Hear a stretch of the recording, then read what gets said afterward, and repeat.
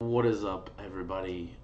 So today I have a really cool video that I thought of a really good idea while that I'm here in quarantine for a number of days yet to come.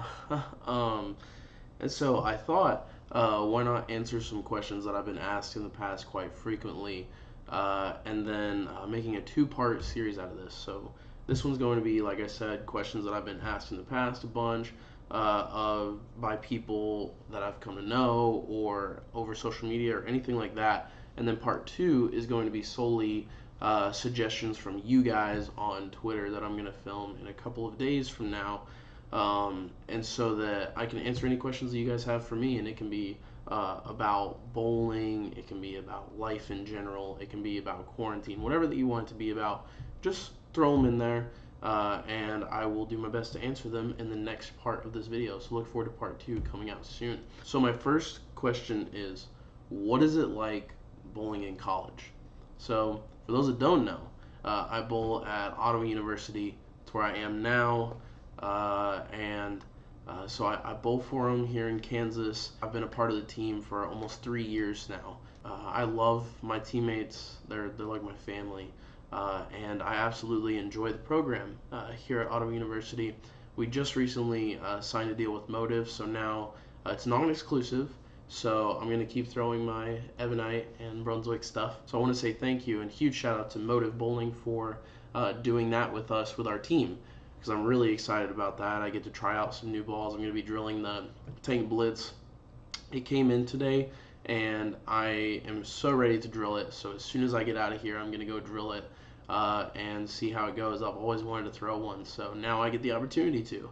And I didn't even have to pay for it, so that's really nice. I love bowling in college, though. I've had quite a bit of success, and I want to keep that going throughout the future because I have a little over a year left, 2 semesters after I finish this one, because we're in the spring of my junior year now. So, moving on to question number two.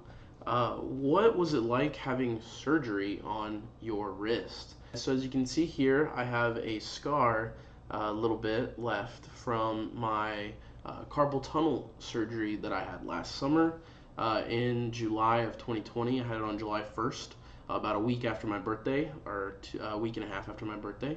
And I had just turned 20 at the time, and I had carpal tunnel surgery.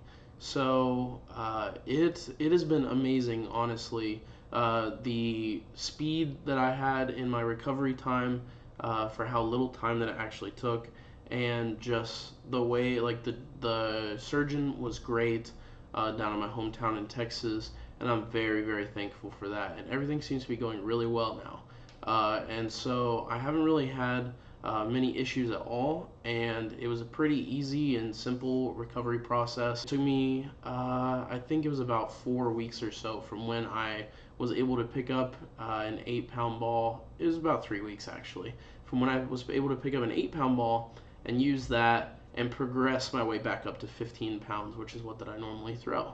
And so I'm very thankful that that process went really well, and that it was simple, and that we haven't had any complications that have needed me to go back or get something else done to my wrist. Number three, what's your favorite bowling ball of all time?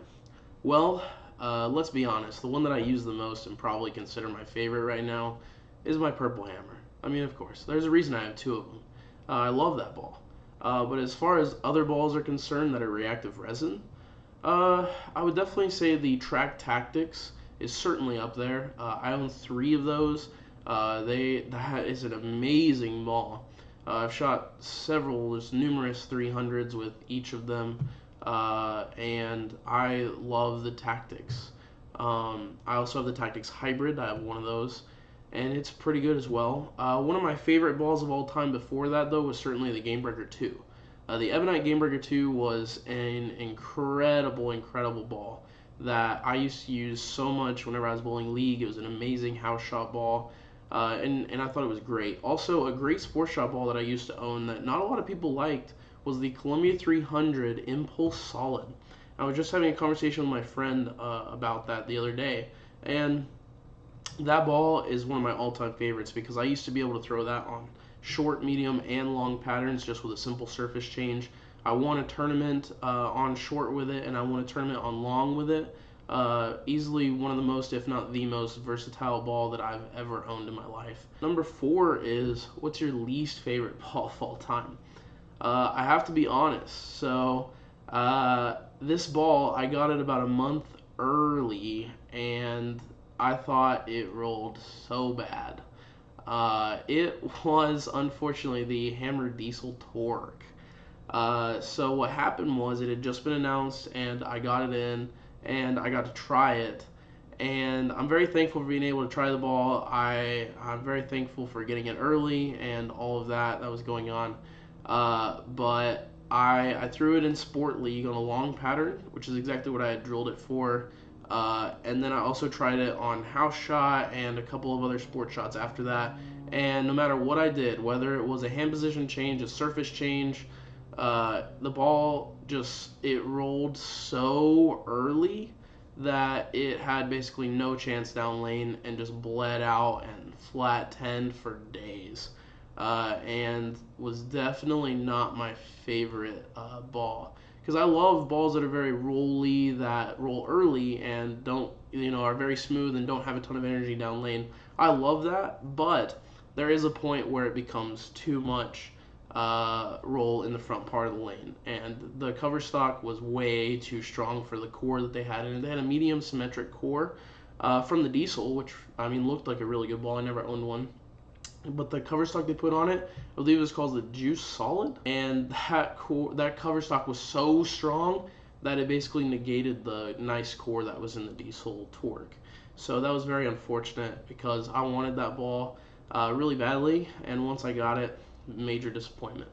So number 5, this will be the last question that I answer today, and it is, what are your goals for the year of 2021? I want to be able to bowl again, first of all, and then once I'm able to continue to work on my game a lot, make minor tweaks where needed to get out a lot of the kinks that I've been working through, especially in the back part of 2020, bowling in a couple of tournaments that I got the opportunity to. I found some weaknesses that I had, and so then I'm going to be working on that. And then my goal for this season is to be a part of and help my team to make NAIA Nationals again, as we did last year. And very shortly before we were going to fly and bowl in that tournament, the national tournament for NAIA, it got canceled due to the virus, the pandemic. And so I definitely want to help and be a part of my team and be a team effort on that. And then another thing is to bowl in sectionals and to make my way to nationals, not only individually but with my team as well at sectionals for the USBC Collegiate.